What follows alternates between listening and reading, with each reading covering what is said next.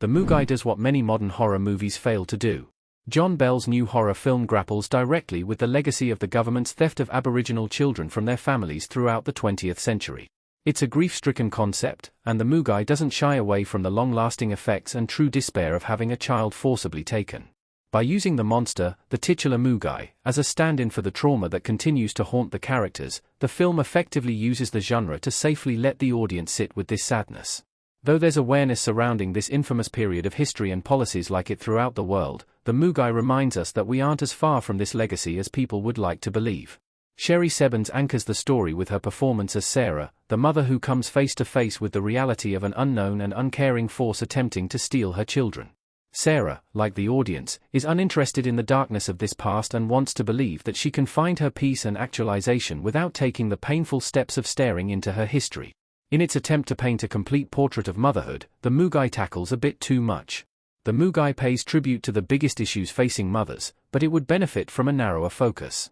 The world Sarah inhabits is one she believes is starkly different from that of her birth mother, Ruth, Tessa Rose, and her ancestors, whom she tries to distance herself from at every turn.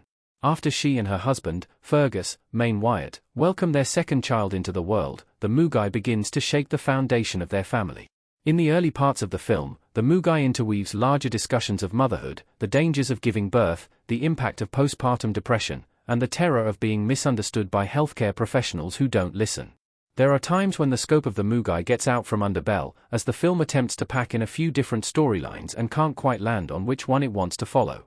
This results in the Moogai coming off as unfocused. Moments that feel like they should be huge twists that the characters won't be able to return from are resolved almost instantly. There's no big reveal or shocking turn, as it's easy to see where the narrative is heading from the start. However, this lets the emotional message of the movie stand on its own. The Moogai encourages the audience to see the spirits of these taken children not as ghosts to be feared, but as real people who were loved and should be remembered. It allows Sarah to shed her shame and judgment surrounding her identity and accept the rich history of those who came before her. These are enormously effective moments the Moogai handles well in the last third of the film, making me wish the trajectory to get there had been a little cleaner. The connection between Sarah, her mother, and her daughter is a beautiful note that uplifts the film. It's refreshing to watch a film that is so celebratory of the connection between mothers and daughters, and provides an uplifting ending that tells us a path to healing is possible. To focus on such an emotionally harrowing topic and give no hope for relief would have been tough to watch. Sarah and her family are instantly empathetic and relatable, as there are few people who can't relate to wanting to see a family reunited at all costs. This is why it doesn't quite work when Sarah's painted as an overtired mother. We inherently believe her from the beginning. The Moogai could push its audience further in its most intense moments. There are ways the Moogai could have gone deeper without being too traumatic. Though there are stressful moments throughout the Moogai, I was never genuinely concerned that Sarah and her children wouldn't make it out of the story safely.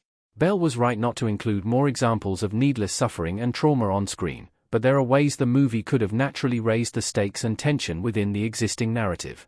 It's a quick film, just under 90 minutes, and the Moogai takes its time setting the scene, as the most terrifying parts of the film are before we've come face to face with the Moogai, when we're still imagining its terror. The Moogai is less of a horror movie and more of a meditation and exploration of a part of life that's too painful to deal with through realism. This facet of the horror genre is becoming more common, and its projects, like the Moogai, can't be contained in one category. To watch the film expecting to be terrified or shocked by body horror is a misunderstanding that would cloud the purpose of the movie.